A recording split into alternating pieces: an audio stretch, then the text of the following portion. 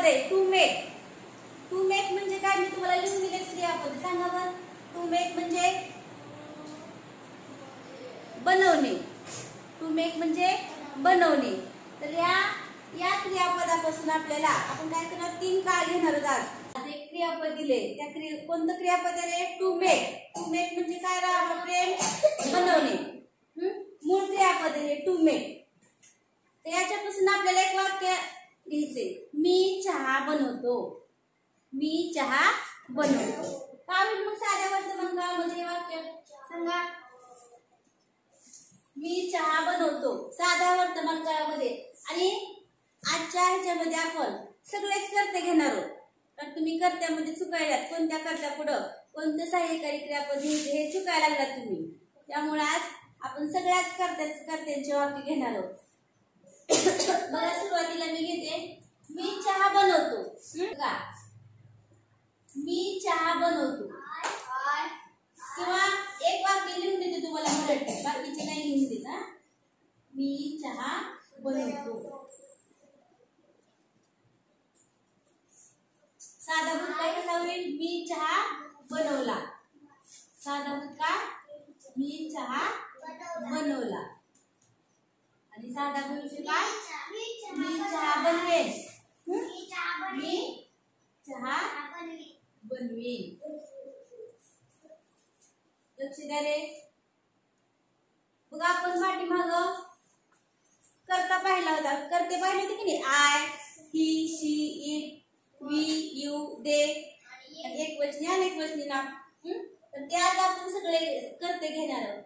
मी चहा बनवते. बघा मी त्याला नंबर द्यायचे 1 नंबर 2 नंबर आणि 3 नंबर. मी ला कोणता शब्द आहे आय. मी नंतर काय घ्यायचं रे बनवतो. मी आय मेक. आय मेक चहाला काय शब्द रे चहा आहे का टी. आय मेक टी मी चहा बनवतो. साधा भूतकाळ कसा होईल याचा.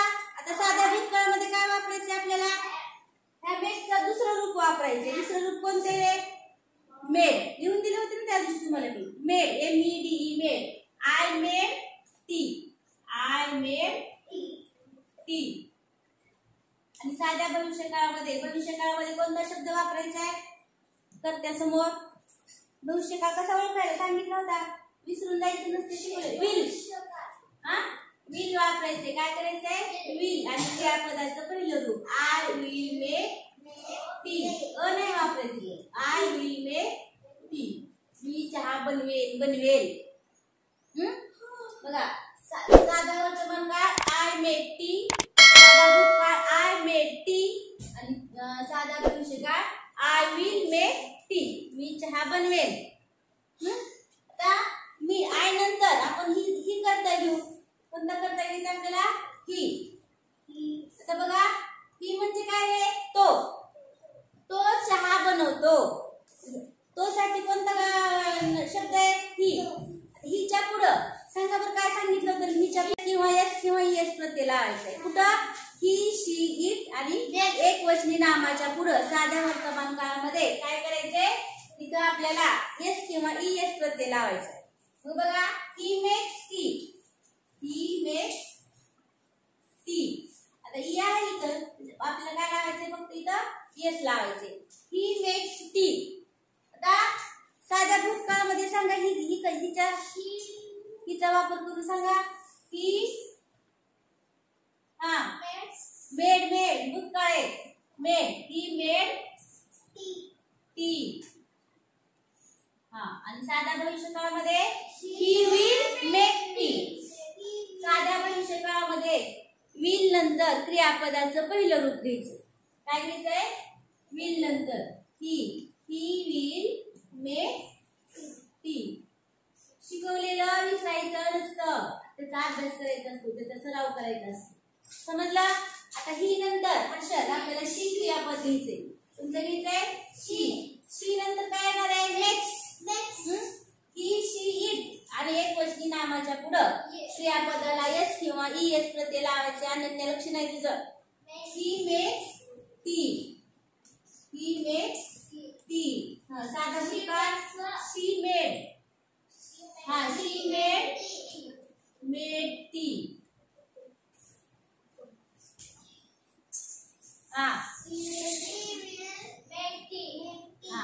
शी विल मेक टी.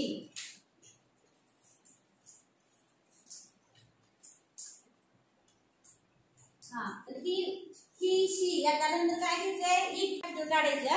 इट सांगा, इटच्या पुढे पण काय घ्यायचं रे? मेक घ्यायचे का मेक्स घ्यायचे? सोमेश्वर, इटच्या पुढे मेक घ्यायचं का मेक्स? मेक्स. लक्ष नाही तुझं. He makes tea. He makes T. It makes T. तर काय? It made tea. मेड. साध्या भूतकाळामध्ये क्रियापदाचं दुसरं रूप वापरायचे आपल्याला. मेकचं दुसरं रूप मेड आहे, गौरी. आणि इट विल मेक टी. साधा भूतकाळामध्ये क्रियापदाचं आपल्याला पहिलंच रूप वापरायचे आणि कर्त्यासमोर विल वापरायचे. काय वापरायचे? विल. तुम्हाला सांगितलंय विल शब्द दिसला की तो भविष्यकाळ आहे म्हणून समजायचा. विल शब्द असला की काय करायचंय? भविष्यकाळ आहे असं समजायचं. त्यानंतर बघा, आय झालं, ही झालं, शी झालं, इट झाला. तर यू. यू सांगा, यूच्या नंतर काय करायचं आपल्याला?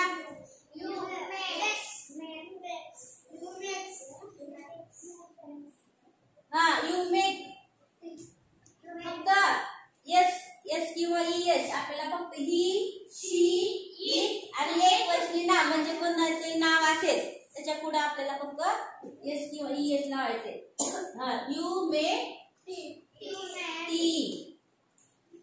इकडे काय येणार आहे? You made tea. You made T.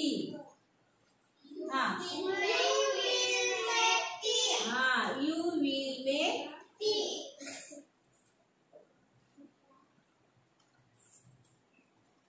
त्यानंतर आहे वी. आहे वी. सांगा, we make tea.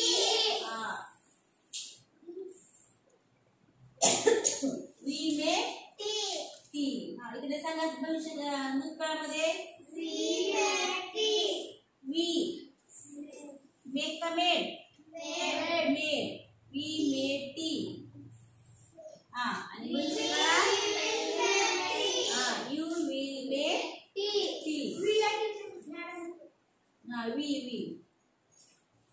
We will make T.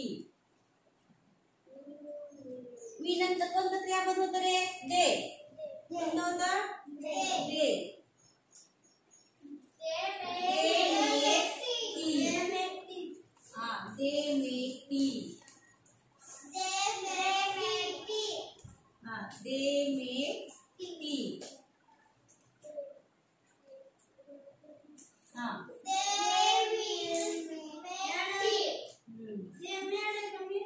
Made बघा हास्याचं लक्ष.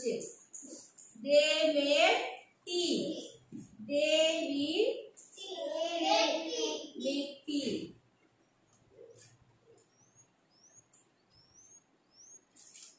एक वचनी नामाचं एक घेऊ. एक वचनी नाम म्हणजे काय रे? नाम पुन्हा मुलगा घेतलाय, एखाद्या मुलाचं नाव घेतलंय. मुलासाठी कोणता शब्द वापरतात? ही. मग हिच्या पुढे काय घेतले आपण? मेक्स. तसंच एक वचनी नामाच्या पुढे काय घ्यायचंय?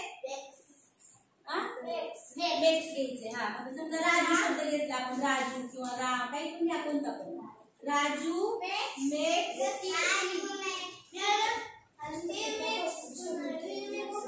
नाही, फक्त ही, शी, इट आणि एक वचनी नामाच्या पुढे साध्या वर्तमान काळामध्ये आपल्याला येस किंवा इएस प्रत्यय लावायचा आहे.